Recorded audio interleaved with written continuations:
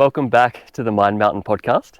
This is the podcast that delves deep into the mental performance side of mountain biking with interesting guests from across our sport so that you guys, the listener, can pick up tools, tips and tactics that will help you have more fun out on the bike more often. Today on the podcast, we've got Cait Leavitt. Cait is an avid mountain biker, a registered clinical counsellor, certified mental performance consultant, and the founder of Mind with Matter. Cait brings a powerful blend of lived experience and professional expertise, having navigated years of injury and persistent concussion symptoms, which completely reshaped the way she understands performance, identity, and recovery. With a strong focus on aligning both the brain and the body, Cait helps athletes and high performers move beyond the classic mind over matter approach and instead build sustainable resilience, confidence, and a deeper connection to themselves. Today, we're going to dive into what it really means to work with your mind and your body and how that shift can unlock a whole new level of performance and enjoyment, both on and off the bike. Cait, welcome to the podcast. Thank you for having me.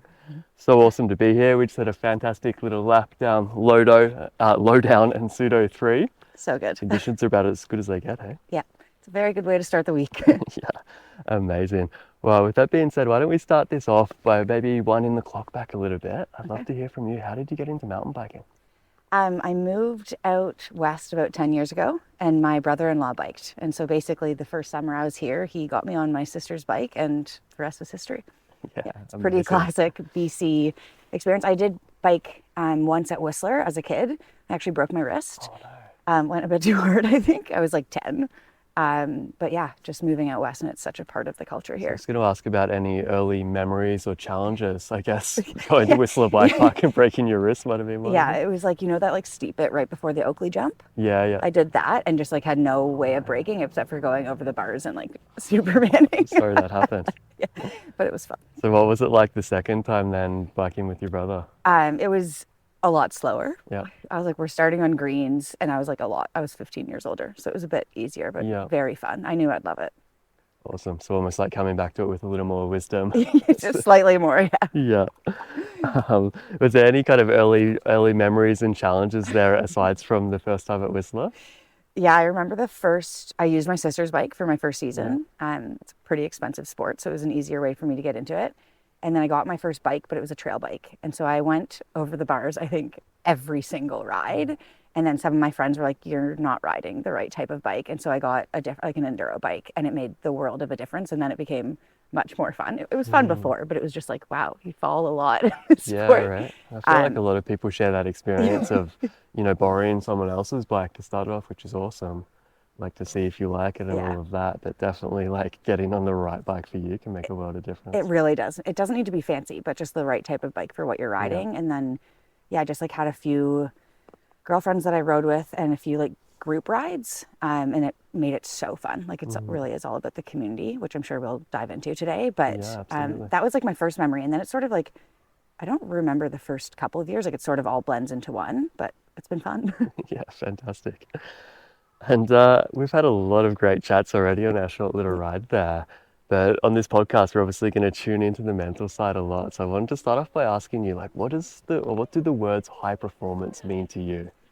I think it's like easy to think of professional athletes or people going for World Cups or all these things. But I think it's like being consistent about what matters to you when you're working towards something. So it's easy to be consistent when things are easy, a lot harder when things get tough. But it's sort of having the self-awareness and the intention of what you want to work towards and what it'll take to consistently do that. Yeah, I love that. What are some good examples of that? Well, it's just like I work with a lot of people who like, even if they're weekend warriors or just want to get safer at riding the sport, it's like knowing that it takes getting reps on the bike or getting reps on the trail and doing the little things like setting intentions or reflecting after your rides or making sure you're eating well, stretching well, like all these little things that don't seem like a lot, but they add up to be a huge amount. And just continuously doing those because what you're working towards matters to you. Whatever that, it can be riding, it can be work, it can be parenting, it can be whatever you want, but being consistent and intentional with it. I love that intentionality piece. It's huge, hey? I think it is often missed. It's easy to miss, but I think it's pretty critical. And it's such a cool thing too, because it's also I mean, it can be challenging, but it can also be really easy to do as well, right? It can be Yeah. really simple. Yeah. It's like, why are you riding? Yeah, like we ran a group ride here in Squamish yesterday. It's kind of a free thing, so we had riders of kind of all different skill levels. But we started that ride off just with a really simple, like, we're going to be riding a trail with lots of big berms. It's actually the same lap we just did. So like our intention was to help initiate the turns by getting our hips rotating on the way in. And Yeah. So simple. it was amazing. That whole group was like, wow, like I feel like I got closer to the flow on that ride than usual. Yeah. And I think like people, like it makes it, when you're intentional, it makes your rides, productive is the wrong word, but you can get better so much faster because you're being present with what matters to you at that ride. Especially like if you ride up at Whistler in the summer, it's so easy to get so many laps that usually when I ride, I'm like, okay, like what am I working on today? If I just want to have fun and chat with the gals, that's totally fine. But it's like, okay, no, today I really want to work on like steep tech. Then it's like, okay, what's my cue to do steep tech well, so that you can get in like the deliberate practice of what you actually want to work on, and then your progression comes so naturally. There's so much there we can unpack, and it's so aligned with what I teach as well. Having that intention and then having the cues that will actually point us towards that intention. And I find it interesting because often mountain bikers will say, well, I just want to mountain bike for fun. I don't want to be so serious about it. And it's like, yeah, I agree. Like I want to mountain bike for fun as well. But in order to do that, sometimes that intentionality and those cues can help point us towards the outcome of having a fun ride. Exactly. And I think with mountain biking, like it's an objectively dangerous sport. Like it's obviously there's ways that you can do it that are safer. There's ways that are much more risky, but it is dangerous. That to have fun to it, like you need to feel, or to have fun with it, you need to feel prepared. And I think one of those things, like I'm sure a lot of what you do in your work and what I do in my work is like being, how do we want to talk to ourselves in that? Like what is the task focused cue we want to think about, sort of things, so that when it does get a bit riskier, we're prepared so that we can have fun and it's not just terrifying the whole time. Yeah, I love that. And talking about that intentionality and what really matters for you, I'm curious, like what's real for you right now? Such a good question. A lot of what I do with my clients is like figuring out values and how those ebb and flow. And I think for me, well, are you asking like right now what my values are? Yeah, we kind of talked up on our ride there about, are we doing any races this season? Are we not? So down that track. Yeah, sort of just when it comes to riding, at least, like I love it for community and for fitness. When we were talking about races, like it's very easy for me to get competitive and to get too into it. And I just like, I now know that about myself, and I don't need to go down that ride. I don't need to prove myself in that way anymore. And so it's just like, how can I slowly get better at some things that would make riding more fun for me? And who do I want to do it with? That's really what I'm focused on for the most part. Yeah. That's fantastic. And I love that. Pacing myself with injuries, which seems to be a perpetual problem for me, but it's hard, like especially when we get weather like this early in the season, it's so easy to sort of go full steam ahead.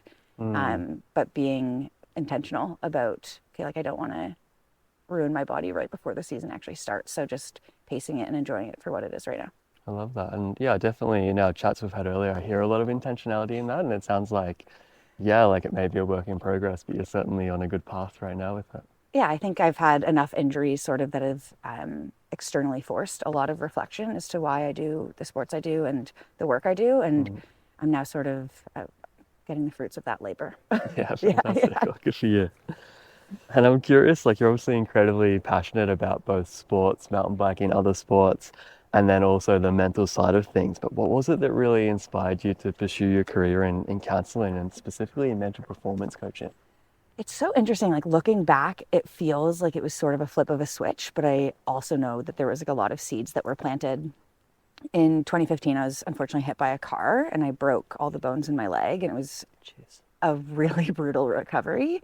I was really lucky that it wasn't any worse, but I was out of sport for over a year, and sport was, like many people, my entire identity. It wasn't playing high level, but it was how I managed my stress. It was my community. It was sort of how I saw myself. And so when you're taken away from that, it's pretty jarring. And so that first year I was like, wow, how is this impacting me so much? Like, how do some people recover but others don't? And I'd always been like sort of curious about people and why we, like a lot of psychs will say, like curious about why people do the things they do, but it's true. And then that year I just sort of really got focused on how to not stay in the rut that can come from injury recovery. And I was at the time working in sport marketing, and I continued doing that for a few years, and I was very unfulfilled. Like, not a bad job, but I was like, I can't work inside all day staring at a computer screen. I don't really feel connected to the purpose of the work that I'm doing. And I think it took a few jobs of being like, wow, I cannot do this for another 40 years. Like, that realization of being like, are you going to stick to this career? And then I had a few like side jobs working in things that I was more interested in. And around the time COVID hit, I was decided that the marketing career was no longer for me, and I wanted to go back to sports psych. And I networked with a lot of people. Like, it wasn't like overnight I was like, screw it, I'm doing it. I spoke with a lot of people who work in the field, and I really liked what the day-to-day looked like. I liked being connected to something with more purpose, and honestly, best decision I've ever made. I think my family was a bit shocked, being like, you're going back to school for psych? And because I did my undergrad like in business, so it was like quite a swap, but I've truly loved it. And so I originally wanted to start with sports psych, and when I was speaking to a few people, they're like, it's pretty hard to have a full-time career in it. And a lot of people recommended to do the dual certification to do both mental health and performance, and I'm so glad that I did, because I love the diversity that I get to work within. Yeah, that's fantastic. I love that. And yeah, like, congrats to you for having the courage to go back to school and to do that switch, when I guess there's a lot of external noise that kind of says, no, stick to the career and do the safe thing. I think though I got like a lot of people say that when they like, I have a lot of people ask me now, like, how do you get into this? And I think to me, it was way more terrifying to stay in the career that I was in. Like, it was a very easy choice once I got to that point. Yeah, that's a good way of putting it. And isn't it interesting? Like, I guess you kind of described at the time, like, oh, you're doing business. Why would you do like psych? It's a big shift. Now you're doing both. I know, like, it works so well. Of course, yeah. Of course you did business first, because now I'm sure that comes in handy. Yeah, it does. It makes it a bit easier, I think, probably. I'd love to talk about, I guess, like the business name, but more than that, the philosophy. So let's talk about mind over matter, that old school approach, versus mind with matter. Yeah. Like I was saying to you on the ride, when I was doing side work and mental performance stuff for about 2 years, and I was like really trying to think of a name for my company, and just like nothing was coming.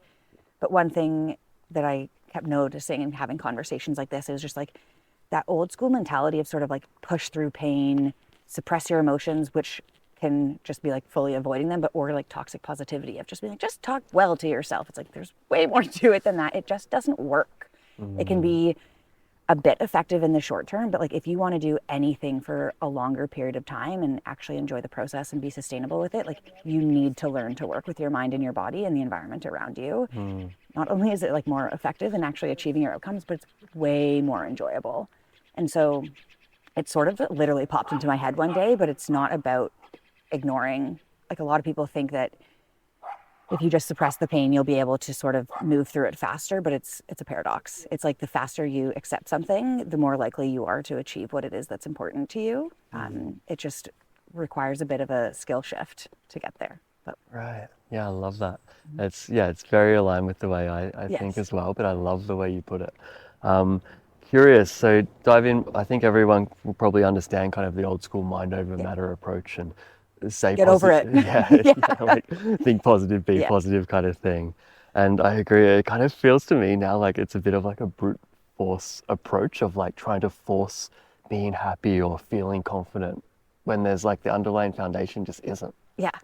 And it's like, no wonder that doesn't work very well. And like, for a lot of people who like might not be as on board with this more like acceptance based approach, it's like, try it. Like, if you force yourself to do something, like truly force it, it's not enjoyable. You're less likely to stick to it, versus if you're like, okay, like say for riding, it's like, oh, I don't have a lot of energy. It's not like forcing yourself to be positive and the most energetic on the ride. It's like, okay, if I only have 60% today, can I give my 60%? And then you'll probably have a lot more fun riding. You'll be more present, and you'll be more intentional with what you're doing.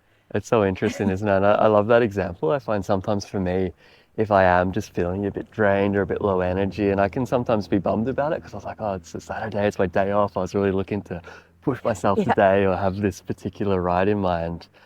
And if I stay in that frustration, it doesn't really get better, no matter what I tell myself. But if I just sink into it and say, oh, yeah, you're a little bit tired today, like, that's okay. Sometimes there's no explaining it. It's like, you just had 2 days off, but you're tired. That's okay. I guess that's just what this ride's going to be. But sometimes that acceptance can then lead to like a second wind of like, Exactly. oh, that trail was sick, let's go do another one. Now Yeah. I'm energized. And it's like the point of the acceptance isn't to facilitate that, but it's just like you're much more likely to take actions that are helpful for you if you do accept something versus if you force yourself to do something else. Especially like in a sport like riding where injury is so common. Yeah. It's just a risk that I don't think is worth taking. So how does the mind with matter approach play out if someone is, say, coming back from an injury or experiencing something like that that's maybe like, I want to say a little more traumatic than just me feeling tired on a ride one day? Yeah, so it's a lot of my work that I do is somatic based. So it's like working with our nervous system and also with the environment around you because it really impacts our nervous system. But so it's like tuning into your body and like what your body is communicating to you and not necessarily making meaning out of that, but being like, okay, like where are you noticing stiffness? Are you like just, or sort of what state are you in? Are you more in the fight or flight, or where are you at, sort of, so that you can apply techniques that will enable you to regulate and either decide to keep riding or sort of hold back. But the whole point is like to get information from your body so that you can make an informed decision, and also the environment around you. It's like, are you, say you're coming back from injury and you're like, okay, I'm going to do an easy trail. It's like, are you also riding with people who will facilitate a smooth and safe ride for you? Or are you riding with more of those people that are like really high stoke and really fun when you want to progress, but maybe not as safe for where you want to be? So it's really just tuning in to your body to see where you're at so that you can make a informed decision about what to do next. I love that. makes Yeah, sense. that makes so much sense to me anyway. Like this idea of like, we need to know where we are first before we try and like change anything. Exactly. And it's like, it doesn't need to mean that like if you're feeling tense or if you're feeling a bit of pain that you have to stop. It's like, okay, what can you do in that moment based on where you're at to regulate so that you can be more present and actually ride your bike or do whatever it is that you want to do in a way that's important to you. Yeah, fantastic. And I feel like that word like regulate is going to really resonate with a lot of listeners. You know, a lot of mountain bikers obviously experience pressure, fear, challenges, all sorts of different things. Maybe even just like the idea of like, oh, I'm coming back from injury or I'm getting warmed up for the season. When we feel like we need to regulate our nervous system and maybe calm down a little bit on the trails, what are some practical strategies that you might use or you might use with your clients? Yeah, there's tons of them. And I think there's a lot of misconception about regulation. It's like, yes, breath work, phenomenal, really effective, but it's not just taking a deep breath. I think when it comes to regulation, it's about what can you do consistently and sort of what works for you. So one thing that I do with a lot of athletes is like a reset ritual. And so there's usually 3 steps. It doesn't have to be that structured. Some people like the structure, some people don't, but usually it's like, okay, get back into your body. So does that mean you sort of roll your shoulders out, shake your hands, grip your handlebars, anything that actually brings your attention back to your physical body, not the stories that are going on in your mind. Once you've done that, then it's take a deep breath or insert other regulation techniques, which I can share more of, but something to downregulate your nervous system if that's what you need. And then what is a cue that gets you into the mindset to do what you want to do?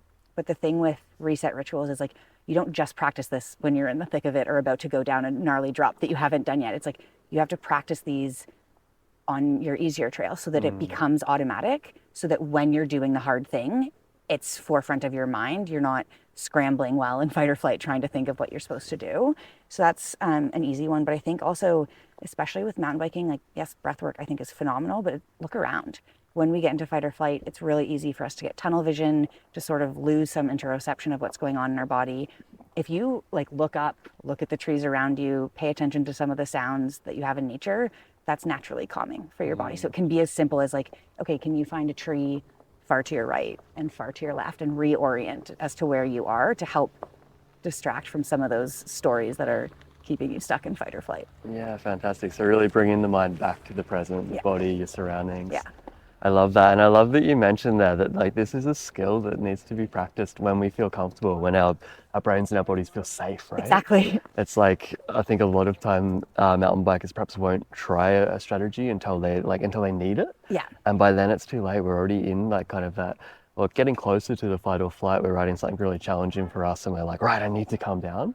But as soon as there's that need, the pressure, it's so much harder to not do gonna it. work, right? So it's just like when we teach someone corner and we don't take them to the hardest, steepest corners on this mountain. Yeah. We go to the place they're really comfortable, we session it, and we really, build that habit, like you said. Yeah. So that then one day in the future with mileage, they have this new skill they can pull out on the harder corners. Exactly. I think it's like when we're under pressure, we always default to our habits. Like that's how our brain works. So it's like, but to build the habits to learn, you need to be in a regulated enough state. That doesn't mean that you have to be calm all the time, but you need to be able to bring yourself back to the present so that you can integrate the learnings. And also, like you said this perfectly, and you would know this so much as both a physical and a mental coach, is like when it comes to physical things, like we're so good at like knowing how to do periodization or all this like progressive planning of like, okay, you start with the easy things and you slowly build from there, you get the deliberate practice in. But then when, for some reason, like I'm guessing like social stigma, when it comes to the mental stuff, it's just like, nope, use it when you're stressed. It's like, why would we assume that that's how you learn mental skills when that's not how you learn anything? So it's just like, I think there needs to be a bit of a paradigm shift of like, no, it takes a lot of consistency, and also like you're probably going to feel a bit weird doing it the first few times, and that's okay. Like there's not going to be, sometimes there's these light bulb aha moments of like when it clicks, but oftentimes it's like it takes quite a few reps before you're like, oh, I actually noticed the shift in my body after doing that. And it's like going back to what we were talking about, high performance, it's like doing it consistently enough that it sticks so that it works when you truly need it. I do a funny exercise. Well, it seems funny because no one else does it on mountain bikes, but like, we're usually focusing on cornering or roll downs or drops or whatever in our coaching sessions. Sometimes, like when that's the right tool for the rider, like we'll do a session where we're actually focusing on breathing while we're riding. And it's not doing box breathing or anything crazy, but it's simply just tuning in and making sure we're breathing consistently. And it may even just be like, hey, every time we stop here, we're going to practice taking a couple of nice calming breaths before we drop into the next section. I love and this. It's amazing the shift it can have on your riding. And it's like, I think like we probably have very similar approaches, but it's like, it's so easy, especially in a sport like mountain biking where there's so much going on and so much risk, that we like think that that's not necessary, but it's like your body needs the fuel, and like you need to be in the right state to perform your best. Some people need to be a bit more elevated than others, but you need to know at least where you are so that you can implement a technique to either boost yourself up or bring yourself down a bit so that you can ride on whatever you're riding. But it's so easy to miss. And I find like, we need to know where we are, but like, okay, cool. How do we do that? This is a question for you. Well, I think like what you do there is like intentionally bringing in awareness to your riding. And like another thing, like a practical thing that I do with a lot of athletes, it's post-performance training. And like, you don't need to be a pro athlete working towards a World Cup to do this. Like I do this a lot with my riding, just so that, again, I'm intentional with it, but it's called 3-2-1 journaling. So it's 3 things that went well, 2 challenges that you faced, and 1 action to take, because it really brings you back to the present. And then you'll end up going on a ride and being like, oh, that just went really well. Like you start trying to pre-answer a lot of the questions, which gets you paying attention to your ride, which is one thing that I like to do. I love that. I do a similar thing. It's not quite what you do, but that's really cool. Maybe I'll try it. But I call it the 3-to-1 ratio, because so often I find as adults after a ride we'll be like, oh, I messed up that corner and I was a bit slow today and this and that. And we're thinking about all the things that aren't yet happening for us or that didn't go well. And then we go to the pub or we pack up our bike or whatever, we forget about it. We miss this kind of vital opportunity to build some self-belief and think about, what were 3 things that went well? So that ratio for me, it's like 3 things that went well, 1 thing I'd like to keep working on next time. Amazing. And we say it in that way rather than like, I'm still bad at cornering. I'd like to keep focusing on being centered through the corners, whatever. Yeah, and it's like, it seems, Tawny Seagraves actually talked about this on a podcast. I don't remember which one, but she talked about switching her self-talk, and it wasn't necessarily just like be super positive all the time, but it feels uncomfortable to talk to ourselves that way because it's so foreign. Like the negativity bias is a bit of a bitch. But we can quiet it through like your ratio of like, okay, focus more of the good than on the bad, but you don't have to ignore the bad. It's just like, okay, but what's the lesson from what didn't work so that you know what to focus on next time? And even just simple reframes like the bad. Like, I was just about to say, as I said that, I was like, that didn't feel good. But it's cool. And it's cool to show too that it's a work in progress, and we're not perfect either. We've spent years learning about these things and practicing these things. But that's the beauty of it, is we never, like, there's never like an end to that process. Exactly. And the process is the part. Like, that's the fun part. Yeah. It's like even just switching something, it should be like, oh, the good and the bad. It's like I often say, like the wins and the learnings. Yeah, I say like what's helpful and what was unhelpful. Yeah. Because like and I usually relate it back to like what their intention was with whatever they're working towards. Yeah, was But there yeah, a like, habit there that wasn't helping point me towards that intention? but like even like this is my job, and I'm like it's so easy to slip into good or bad or positive and negative, and it's Especially around here, like we're saying, it's such a, we live in this place where, like, I seen Gracie Hemstreet and Jackson Goldstone riding the same trails I was riding on the weekends. It's ridiculous, and awesome. yeah, But in saying that, it's so easy to like put ourselves in this box of like, oh, I'm not a very good mountain biker. It's like, yeah, compared to what? And you also, who cares? yeah, you said that even on our trail. I was like, yeah, I'm not very fast, and it's like you were like, well, compared to what? And I like thought about that when we were descending, and I was like, well, one, like I was a much better rider before my concussion, and I'm totally okay with that. I'm not willing to put myself at the risk to get that good again. But then it's also I'm like, but I'm having fun, and that's my intention. So it's like exactly like compared to what? And that feels so much better, hey, saying like, not quite as fast as I used to be, but I'm having loads of fun. Yeah. Versus like, I'm not a fast rider. Yeah, like, and you can feel it in your body. You feel like crap after you talk to yourself like that, and it can be a bit alarming when you start paying attention to the inner work and some of the mental skills. But hopefully, like through things like your podcast, people like have some techniques that they can fall to help reframe or to the sort of shift the state that they're in and work with what's going on. And I guess that goes back to what we're talking about there with the awareness piece, hey, like the language, like is another component that we can just tune into. And it's like, we don't have to beat ourselves up about it if we catch ourselves saying something like that. But just that simple reframe can help point us towards the outcomes we desire. Yeah. Doing that over and over again is a practice. Yeah. And like, I think a lot, toxic positivity comes up so much, and it's like, you don't necessarily need to talk to yourself like a super excited like cheerleader vibe. It's like you can talk neutrally and your body will still respond in a helpful way to that, which is it's a hard skill. I will say it's taken me a few years, but it's a really helpful one. Like it doesn't need to be, say you're having a challenging ride, you don't need to be like, oh, I just screwed up all those corners. You don't need to be like, I'm the best at corners there ever was. It's like you can be like, corners are challenging and I'm focusing on X. Like it just a beige neutral statement sort of thing. Yeah, fantastic. So like, I guess we've talked about a couple of tools for awareness. We've talked about the breath, like is my breathing really fast, high up in my chest? Am I breathing a little bit deeper, a little bit slower? Using that both for awareness and as a tool for change. We've talked about our language, like how am I speaking to myself? How am I talking to others? Another tool for change I often use, and I'm curious if you use this at all, is just like that simple graph of the performance alertness curve, or like I think it's sometimes called performance anxiety or performance arousal, but it essentially states like our performance goes up actually as our alertness and as our nervous system does ramp up a little bit. And it's this beautiful bell curve. If you haven't seen this, look up performance alertness on Google, you'll see lots of nice pictures. But there's this beautiful bell curve where we get to the top, and that's kind of like where we're alert enough to be engaged and excited and in the zone, in the present. That's usually when performance is best, and that's often when we might experience some of those blissful Flow moments states. where, the flow state, the brain's really quiet, we're just doing what we know, we're not actively thinking about how to do that. However, if that alertness or the nervous system keeps ramping up, that's potentially as the performance starts going down a little bit. The brain becomes overactive, we're overthinking, second guessing things. Tense, you get tense, tunnel vision. right? Yeah, so physically, mentally, like over alert, things go downhill there. Yeah. The beautiful thing though is if we have a raised level of alertness, is we can notice where we are on that scale before we perhaps get to an 8 or a 10 and it's like fight, flight, freeze. Yeah. It's really hard to go back from that moment. It is. So I find just like showing people that graph and saying, okay, like, where are we? Like, are we a 1 or are we a 10 or are we somewhere in between right now? Yeah. Stopping 2 or 3 times down each trail. Where are we now? I love using that curve. I think it's really helpful, especially the visual is really settling for a lot of people. And to sort of expand on what you're saying is, like a little bit of stress is really helpful. It gives us motivation. It stops us from feeling flat. It gives us energy. It enhances our alertness. But like you said, to a certain point, it can become detrimental to our performance. And so it's so lucky when people have someone like you as a coach to sort of check in and have that external constraint on a ride. I think another thing people can do to build on that is like, think of your best performance and your worst performance. And where were you on a scale of 1 to 10 for your nervous system level or your level of activation or your level of stress? What were you focusing on? What was your external environment like? And what was some of your self-talk like? And compare the two, and you'll find out where on the curve you actually perform your best.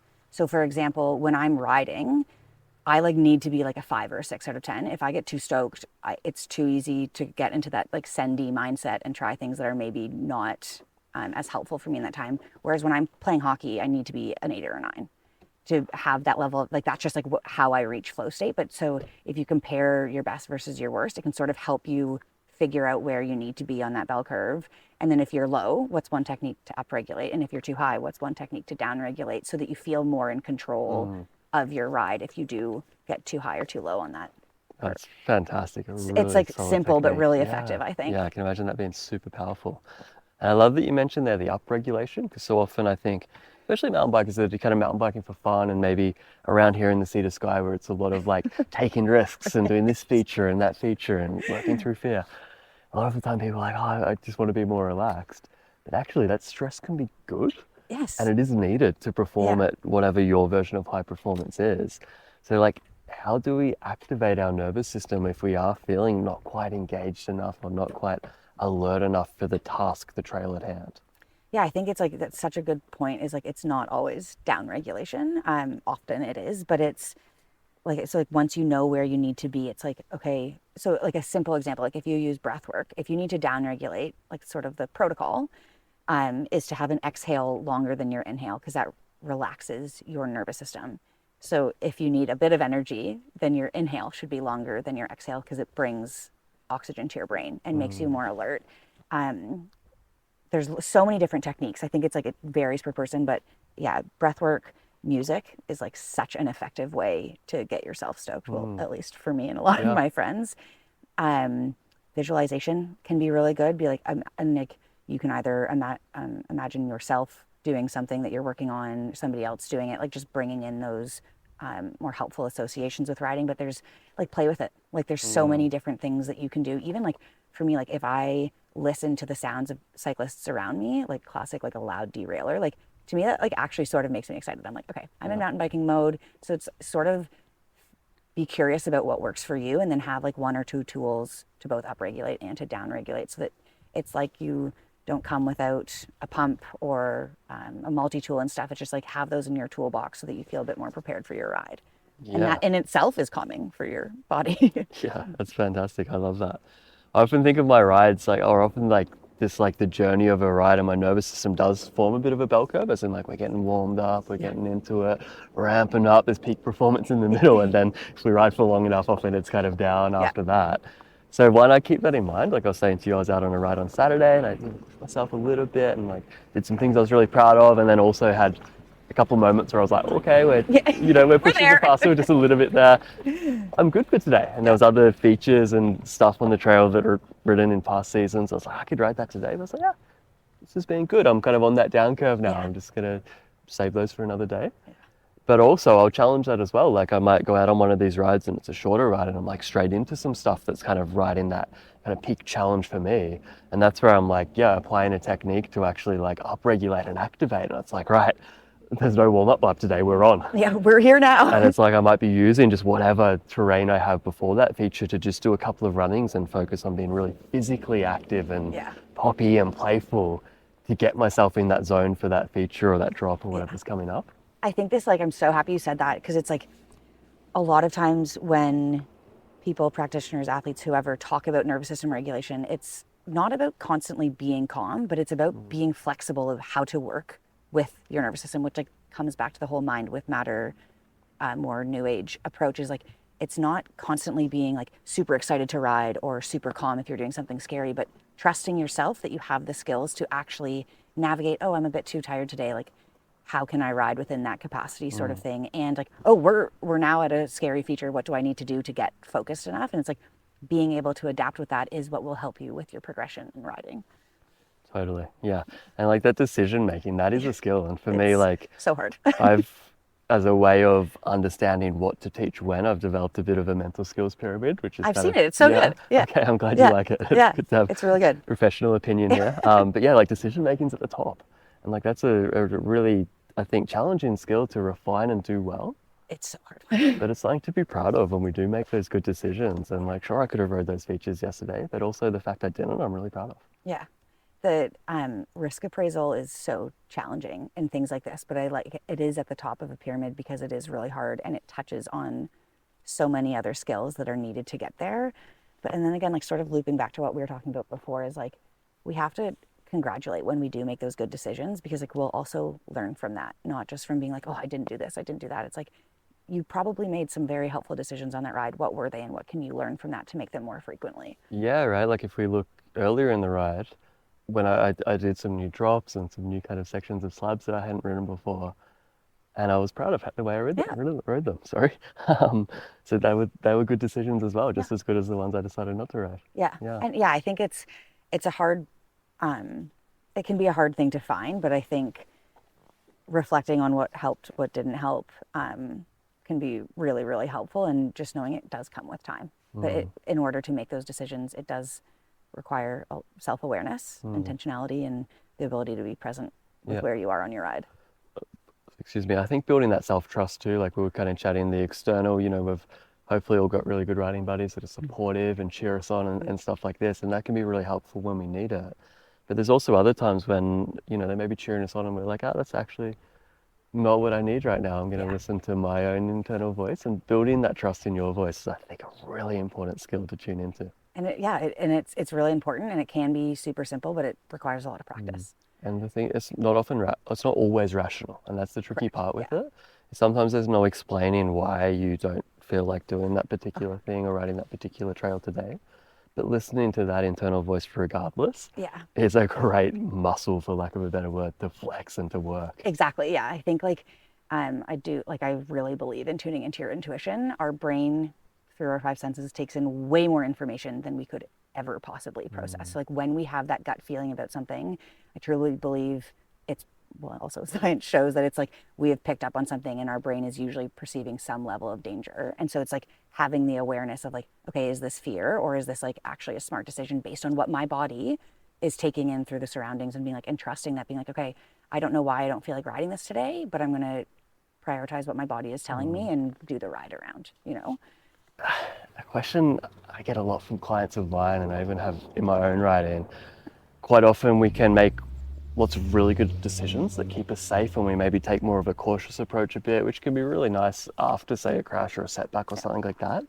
But often there does come a time when it's like, right, ready to start, pushing myself a little bit and feeling all of those sweet emotions that come with progression, but I don't want to get injured. So when do I listen to the intuition or the fear, and when don't I? Yeah, so I think one comes back down to like the intention of your ride. Like, why are you on the bike? What is it that you're working towards? Is today just for fun and to get confidence inspiring laps, or is today to like actually practice a skill that's slightly out of our comfort zone? And then it's also knowing how your intuition speaks to you versus what fear speaks to you. I would say fear is usually much more like loud, aggressive, sort of like a kid in a candy store trying to get your attention. And rightfully so, it makes sense. But then intuition is more of like just a calm knowing, not always explainable, but I would say they're a very different feeling once you learn to tune into how it communicates for you. And then when it comes to like, especially the sport is wild, but it is, like I said, it's dangerous. It's also like insanely fun. So it's like, how do you balance the two? And it's like being intentional about it. So it's like, okay, say you're working on drops. It's like, what are the skills that you need to be able to do a drop? And like, okay, what trails can you go on that practice that in a safe way? And then what are the trails that progress that slowly? And it's like actually being quite specific. It's like, okay, what is and like you would know this way more than me, but it's like, what body position do you need? What is your braking approach? Like, what's the actual strategy to learning that skill? Because there's so much to it. Like the first few years I rode, I had no coaching and I was sort of winging it. A lot of my friends were good riders, just like sort of took information from them. And then I did like the women's Whistlers series, the women's nights. Unbelievable. I was like, wow, I've been riding everything wrong. And just having those, like actually knowing what to do for specific things makes it way easier. And so it's, so like knowing your intention, knowing how intuition versus fear speaks to you, like knowing what actual skills you need, and then like having the ability to regulate on the trail. So say you're working with a coach and you know what you need to do, and you're like stepping up, you're doing a harder feature, you can sort of use a stoplight approach. Like red is this like truly out of your skill level, and like it's really helpful to have trustworthy people to ride with, whether it's a coach or friends, and not people who are just going to pump your tires to do it, but to genuinely be like, I think this is like maybe too technical for where you're at right now. A safer approach would be this. Is it a yellow where it's like, okay, you have the skill level to do this if you're in the right body state and mind state to facilitate the skills that you've been That's practicing. the key point there, isn't it? If you're feeling it today. Yeah. And it's, if you don't feel it today, it doesn't mean you'll never feel it. It's like, it's easy to catastrophize of like, oh, I'm never getting better. But it's, you will get there if you're a bit more intentional about it. And then green is like, it's a go. Like, you know that you can do this. You can be a little bit more dysregulated if you need to. But having the awareness of like, okay, do I actually have the skill? If I do, how do I regulate so that I can actually execute said skill? Yeah, I love that That approach. was really long-winded, No, sorry, but that's it's my thoughts on fantastic. that. That's what a long form podcast is all about. It's great. And yeah, very aligned with what I do. It's like, work on the technical skills, and that obviously bleeds into the confidence of like, hey, I've got the tools to do this. Build those mental skills and those habits, those thought processes alongside that on the comfortable terrain. Make sure we got our equipment dialed, because that's obviously going to lead big. into the confidence too. And then it's like when we go out to look at the feature or the trail or whatever that is challenging, we take the pressure off. We're like, we're going to look, we're going to get curious, we're going to explore a new trail, and we might ride some bits of it, we might look at others. That's the purpose of today's ride. Yeah. And then when we get there, if there is like a red light, yeah, cool, go around today. There's an orange light though. I think this is where a lot of people get in the habit of maybe having a green light and a red light. Yes. Those orange lights are really great opportunities to just give it the time of day and say, okay, not quite sure, but what do we see? Like, how would I do a drop here if I was to do a drop? Like, where would that be? What would the speed be? What would the line be? Exactly. What kind of state would I be in? Like, going back to your visualization before, often, like, if I am maybe, say, a 2 or a 3 out of 10 on, like, relaxed versus really alert, I might be like, right, if I was to do this feature, I'd want to be like a 5 or a 6. I'd want to be on, firing. So let's visualize me riding like I am when I'm on. Yeah. And sometimes that's enough too for my mind to then cue my body to kind of warm up into like, hey, we're about to play here. Let's go. Yeah. Yeah. I love the way you say that, we're about to play here. Like, what a more fun approach to it. I think also understand, like, when you are developing the actual skills, it's like really important to understand why you're learning those skills. So like, why is it important to use your front brake versus your back brake? Because then, especially if coaching females versus males, but for everyone, it's like understanding the why like really embeds the learning. And so when you're in a more fear-inducing feature, you can be like, oh, right, I remember I have to use the front brake for this because it betters, I'm going to now make shit up because I don't actually know the coaching aspect, but it's like better puts me in a better body position. My bike is more likely to stay straight or something. Like, you obviously I'm not a mountain bike coach, but it's like understanding the why makes it a lot easier to access when you're actually in that yellow or orange zone. Yeah, the why is really important, hey? And the why kind of gives you the motivation to go and practice that skill and use it. If a coach or anyone tells you to do something and you're like, that's cool. Yeah. You're probably not going to practice exactly. it. Yeah. But if a coach says, hey, if you use a little more front brake and a little less rear brake down this slab, it's actually going to help slow you down a lot more. You're going to have a lot more control. There's going to be less skidding. You'll be able to feel more calm and feel stronger. Why don't we try it? And you try it and you feel all of those things that back up the why that the coach said. That's the really important part. Then it's like, that felt a lot nicer. I'm going to practice that. Yeah. Just makes things make more sense. Yeah, right. You talked a little bit earlier about identity. So a little bit of a shift of gears here, but I think this is a really kind of common thread, especially in mountain towns like Squamish, Whistler, even Vancouver. But like the identity trap in mountain sports can be real. So I want to ask you a question. What happens when performance becomes tied to our self-worth? And then what can we do to separate the two? Yeah, I think this is like something probably a lot of people have just had experience with themselves personally. And I think it really depends if you're working professionally versus like my strategies. I would say like if I'm working with a professional athlete would probably be slightly different than someone who's recreationally trying to get better. And I say that just because like context really matters. So if you are just riding for fun and well, for both, if your identity is too tied to performance, when it becomes more of your self-worth, it takes up a lot of mental and physical space, and any sort of mistakes can feel like personal failures, and you sort of lose the plot. You get very hyper fixated on this one thing, and any threat to that one thing feels like a threat to who you are as a person. And it's a really horrible feeling, whether it's with your work or with your riding or with a passion project. Like, it's when we get too tied to something as who we are, any threat to that can become debilitating. And so for anyone, I think one really good strategy is like have a good community who can sort of help you find the neutrality in it and help you balance sort of your priorities, then also like do lots of different things. I'm not saying you have to have a million hobbies, but if you only mountain bike per se, and then you get an injury, nothing else to fall onto. And so you're like, well, who am I if I can't be riding my bike? I'm like, well, there's lots of aspects to yourself, but having a diversified life can be really helpful with that. It's okay.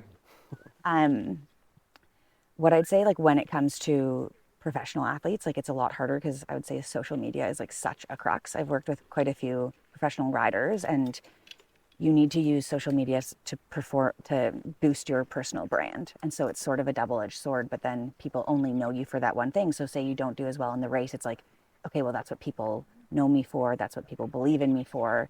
And so if you can, I would suggest to monitor your social media intake if possible.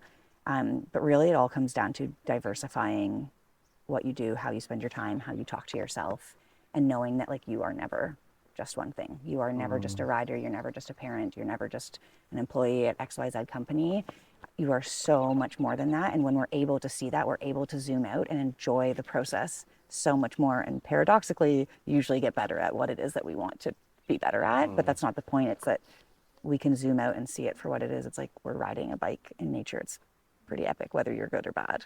Yeah, I love that. It's a far more expansive view on identity, isn't it? Because like I can still be Jake the mountain biker who's obsessed with it. I can still be Jake the coach who's obsessed with it.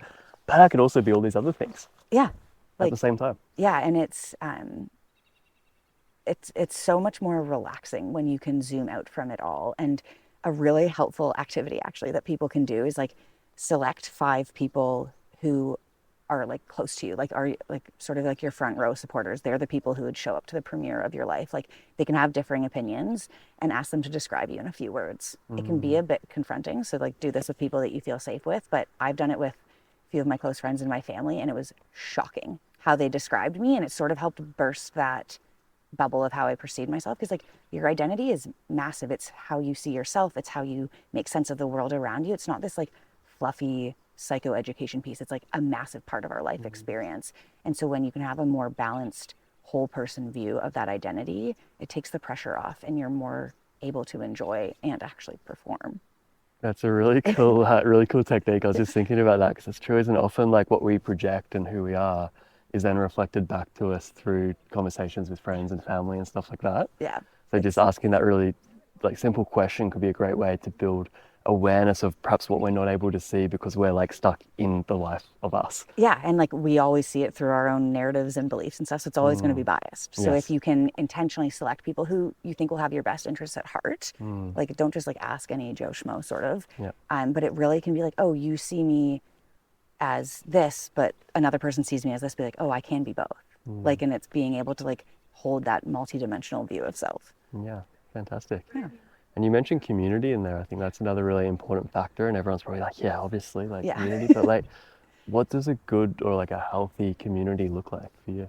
It's balanced and they have your best interest at heart. It's like, not to be cliche, but it really is the quality over quantity. And I think it's like the friends that I'm closest with and that I trust the most.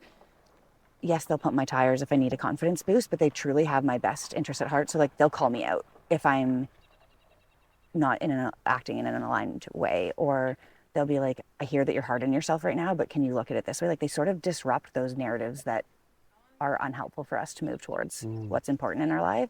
So and they're reliable. And I think this like working in the mental health industry, I think it's like, yes, people talk about community, but I don't think that we really realize how much that can make or break our mental and physical state. And so it's easy being like, oh, I have lots of friends, there's lots going on. It's like, okay, but do they have your best interest at heart? Are they reliable? Like, do they truly care and accept you as a person? And that's it. And yeah, like a lot of people can say yes to that. A lot of people sadly won't, but I just think it's talked about, but never to the intensity that I think it sometimes deserves. Yeah. I think it's tricky sometimes if we're like, yeah, I've got riding buddies or whatever, but they're not quite what I want them to be, or they're not showing up in the way that I would like them to. It's quite hard. We can often fall into the trap of like trying to change someone else, which is really hard. I don't recommend trying that. But instead, again, it's counterintuitive, but sometimes we can change ourselves. And you say, well, how could I actually show up in more of like the way I want my friends to show up for me? How could I do more to support them? And often then that's reflected back to us. Exactly. Yeah, and it's not like a right or wrong thing, like sort of talking back to like the different people you can ride with. Like I have a few group of girls that I will ride with if I'm like, oh, I'm really low energy, or I have a headache today, or I just want to get some exercise. And then I have another group of girls who I'm like, oh, I want to be pushed today. And I know that they have the skill and the awareness of my skill level, that they will hold me accountable to my intention for that ride. And it's just having the awareness of what's helpful for you and what's not. Yeah. And I very much agree. Don't try and change others. It's a really solid waste of time. Yeah, so I think like what I'm hearing there is like diversity in community. Like, yeah, we can have our buddies who we like to send it with, we can have our buddies we train for races with, we can have our buddies we chill with. And I think like for me, I intentionally try and surround myself with like people that are perhaps a level or two below me in skill level. And I like, obviously I do this for a job, but also just for fun, like helping them, like helping bring them up. Then I've got my riding buddies that are really kind of at a similar level. Maybe they're better than me at some aspects and I'm better than them at other aspects. And we really challenge each other. That's really where we play and it's fun. And then I intentionally go on rides with people who are like a couple of notches above me. Yeah. And it's like I can learn from them and I can see what's next and I can be inspired. And I think if you get all three of those gelling, like you're going to progress so much faster than if you just ride with people who are miles ahead of you, or you just ride with people who are behind you, or even you just ride with people who are at the same status quo. Yeah, and it's like it's having that awareness and intentionality of it. And it's like there's that quote of like, you are the 5 people that you surround yourself with. I think that's a bit simplistic, but it's like the people we do spend our time with do greatly shape the narratives that we hold in our mind. So it's just being aware of how different people make or impact your mindset and impact your like physiological state is really helpful for building community. Yeah, and that kind of like the way other people's language and even just like state of being on the bike, being aware of that can be a really helpful tool for mountain biking too. Like often we'll go out on a trail and there might be someone that's like, oh, last time I was here, I crashed and this happened. I'm guilty of this, sometimes I do. But, oh, that's really scary. Watch out for that route. And that can rub off onto us if we let it. But if we're kind of, intentional and kind of respectful of like what we allow to come into our brain and into our filter and what we don't, we can be like, okay, like interesting story. That doesn't apply to me. Yeah. Even just like when we were riding and when I was saying I'm not fast anymore and you said compared to who, like that's going to stick with me now for so long. Like you never know how like the simplest, like I'm sure you didn't think miles ahead to say that one statement, it's like the simplest statement can be so impactful. And so just being aware of the people that facilitate and support you in what you're trying to create, and maybe the people or environments that take you away from what you're trying to work towards. And that's really how we show up as a good community member or a good riding buddy, is like support our friends with those little things, and then that will be reflected back to us too. I'm sure like things you've said to me today will stick with me on my riding. Absolutely. Yeah. Yeah, I love that. Really good chat on community, because I think it's one of those buzzwords now in mountain biking. Exactly. And it's great to see so many awesome communities being built, but we can also think about like, what is my community like, and is there perhaps any areas for development? Yeah.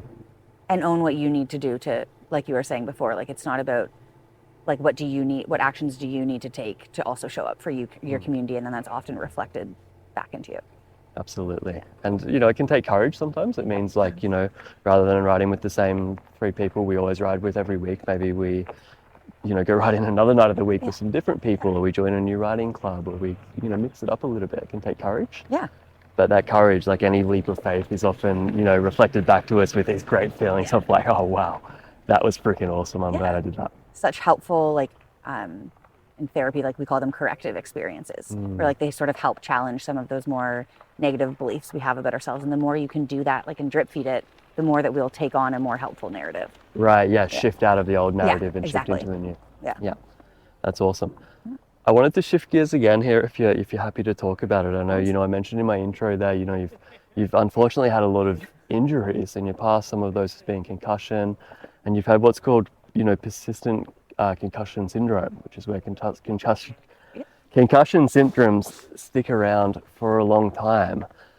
You've written some really good blog posts on this, and you through lived experience and your professional expertise have come up with a great, I guess, framework of navigating concussion. And it's one of those confusing things because there's so many different frameworks and do this, don't do that, different things. I've talked to some other amazing guests about it on the podcast as well. But I'd just like to start here with reading a quote off your website, if you're okay with that. But you said, for over a decade, I've lived in chronic pain. I've broken many bones. I've had multiple long-term sport-related injuries. But living with persistent concussion syndrome has probably been one of the hardest things I've ever had to face. So I wanted to ask you, do you mind sharing a little bit about the 6 skills that helped you in your journey of recovery? Yeah, absolutely. Loaded question. Yeah, concussions are are debilitating, or they can be debilitating without the right support. And I don't need to go down a wormhole of it, but there's a lot of misinformation on how to properly treat a concussion. Unfortunately, did all of the wrong things. I didn't know I had a concussion. And it's been 5 years of pretty consistent headaches and migraines. I've made so much improvement even in just the last year, but it's a really brutal experience. And what I learned I got my concussion when I was doing my master's of psych, and I ended up doing my research on the psychological recovery of concussions in elite athletes because it's population, there are a few differences, but I learned through some really helpful practitioners and some less helpful of what actually helps. And so I've sort of come up with, and it's not exact same as what I wrote in that blog post, but it's the same concept, but it's like there's basically 6 skills that I have found have really helped progress my recovery in pretty monumental ways. And so I call it the REWIRE framework. So the first is to regulate your nervous system, which we've talked a lot about today. Your nervous system impacts every single thing you think, say, feel, or do. As you just said, it's the foundation of foundations. And so learning how to work with your body and regulate your nervous system either up or down is mandatory. It's not a nice to have. And then secondly is to educate yourself. There's so much misinformation on how to recover from a concussion, what it should look like, what to do, what not to do, that really getting the right information from the right providers is pretty critical. And then the W is to widen your window of tolerance or expand your window of tolerance. And so it's just like if you're progressing on a mountain bike, it's slowly stepping out of your comfort zone so that you're exposing your brain to being able to tolerate more and more things. If we just sit in a dark room, your brain gets really sensitive, your nervous system becomes hypersensitive, you can have really easy symptom flare-ups. And then the I is what we were just talking about, is invest in your identity and your beliefs. It's obviously, I'm biased, I work in mental health, but I think working on the mental game or the mental aspects of recovery, whether it's concussion or anything, can really either help you progress or hold you back. If you constantly think that you're never going to be able to heal, our brain works in a way that it'll always try and prove our beliefs correct. So if you think that you can't heal, your brain will find information to prove that right. And so it's expanding your community and getting the information so that you can rewrite some of those narratives. The R is to reconnect with community, which we just talked about, so I don't need to dive too big into that, but we don't get through any of this alone. And we're designed to connect with others. And I think concussions especially are really isolating because of the symptoms and unpredictability of symptoms. So it's different things that you can do to actually progress yourself forward. And I think it's pretty different from the mainstream of just use cognitive behavioral therapy, reframe, try and think differently. It's so much deeper than that. And so that's what I try and focus on with clients. And myself. Yeah, I really enjoyed reading that blog post, and if you don't mind, I'll link that in the show notes down below. I think it's a fantastic resource for anyone that is experiencing concussion or has in the past and would like to learn more about how to actually process that and recover.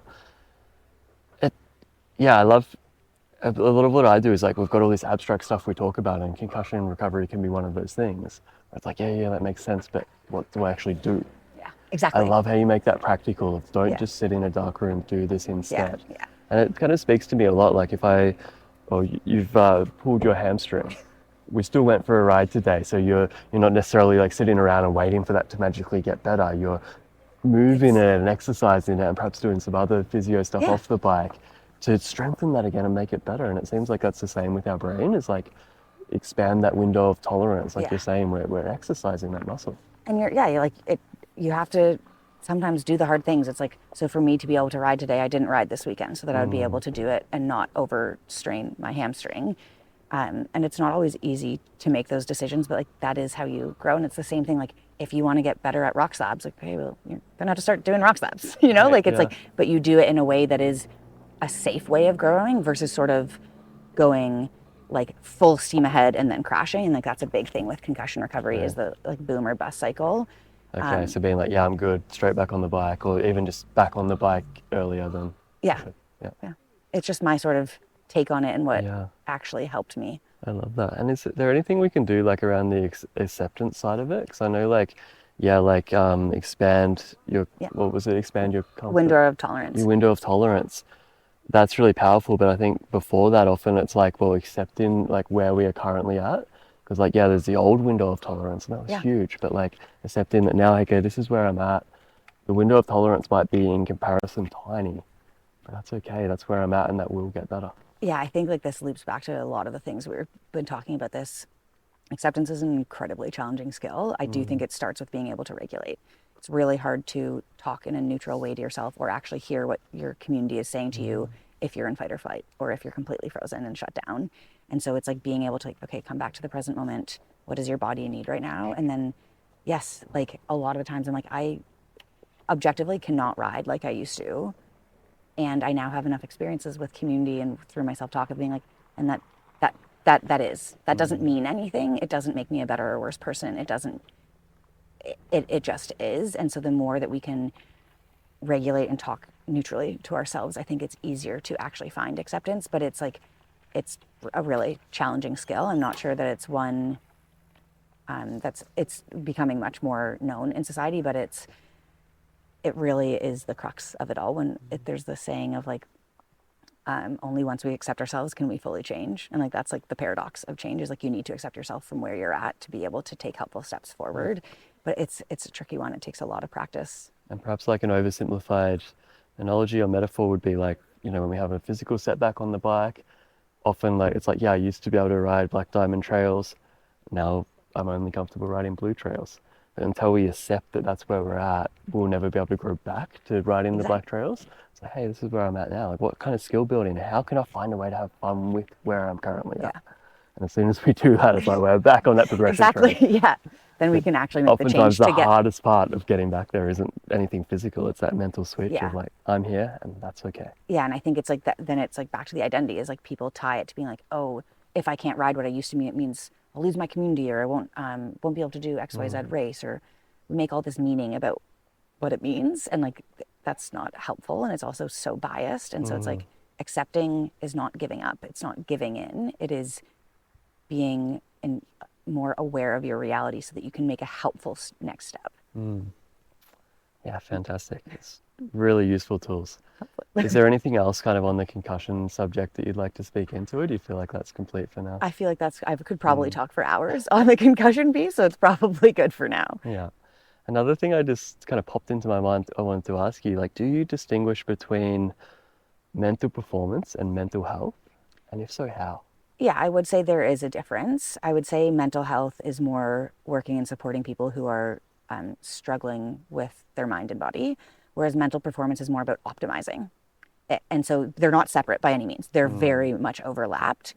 But when I work as somebody as a clinical counselor, it's much more focused on mental health and building the skills and awareness that they need to work with their mind and their body. Whereas mental performance is more like, I don't want to say it's more outcome oriented, but it's more intentional to improve sort of thing. And it's more about optimizing your mind and body to achieve your version of high performance. But you cannot separate the two, just like you can't separate your mind and your body. Yeah, right. But yeah, one's more about actually developing supportive skills, and one is more about optimizing. Yeah. Yeah, that's great.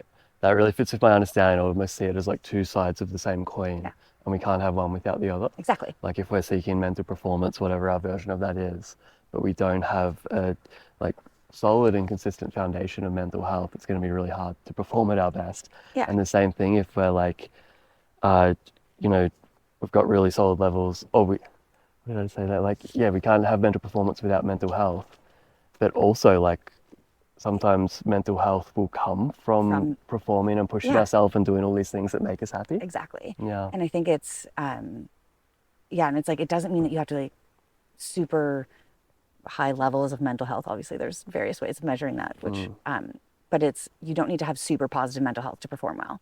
But if you are struggling with severe anxiety or depression or PTSD, it's like really hard to optimize your performance because like you don't even have the baseline resources to be able to pay attention or make helpful decisions on the bike. And so it's, you really can't separate one without the two, and they support each other. It's like, if you help your mental health, you help your mental performance. If you help your mental performance, you help your mental health.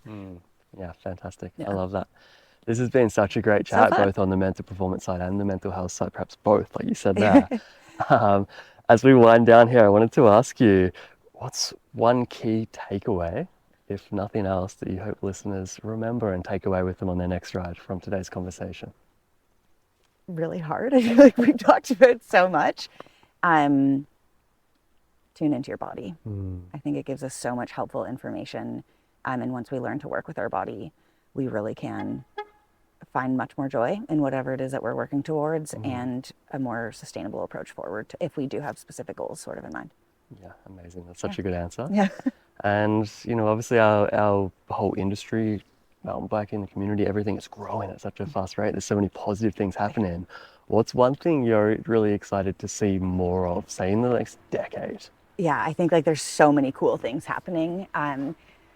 One thing, I work a lot with female athletes, and so to see the progression and the experiences and accessibility for young female riders is really heartwarming for me. Obviously I want to see it on the men's side too. I just to have it more accessible, a bit more diverse, would bring me a lot of joy. But I really love to see how inclusive it is, and how much people are trying to make it more accessible. It can be a pretty intimidating sport to get into, one, because of the actual physical requirement of the skill, but then also it's just, there can be this notion of it's sort of I'll just get over it, send it, attitude. And I have found that's not necessarily the case. And I think that's becoming more of a common experience. And so I'm really stoked to see that continue. People are doing a lot of incredible work to facilitate that. And it makes me happy. Yeah, fantastic. It's so many cool things happening, but you just hit the nail on the head with two of the most exciting things I think right now. Yeah. That's freaking awesome. Last question here. Those that are listening and perhaps curious about the work you do at Mind with Matter, firstly, what kind of individual are you looking to work with, or do you work with? And then where can they find you? Yeah, so you can find me at my website, mindwithmatter.ca. I'm not on any social medias at this current stage. But I work with quite a lot of people. I do one-on-one work, I do group work, I do workshops with teams, but I really like working with those people who have a level of self-awareness of, they know what they want to work towards. They just might not necessarily know the right resources or the right skills to get there. And so that's sort of what I come in. I obviously specialize in concussion recovery, and so that's the vast majority of my work. I also do quite a lot of ADHD work, and then just pending if the team is a right fit, general mental performance, how do we optimize to achieve the team goals? But yeah, the concussion space is really what I'm most passionate about because of my lived experience. Yeah, fantastic. We'll put a link to your website down in the show notes as well. Cait, thank you so much. This has been a fantastic conversation. Yeah, you as well. Hope you didn't get sunburned. Yeah, this has been an awesome way to start the week. We definitely get a nice tan in April, which is pretty cool. Long sleeve tan. Right on. Well, awesome. Thank you. See you on the trails.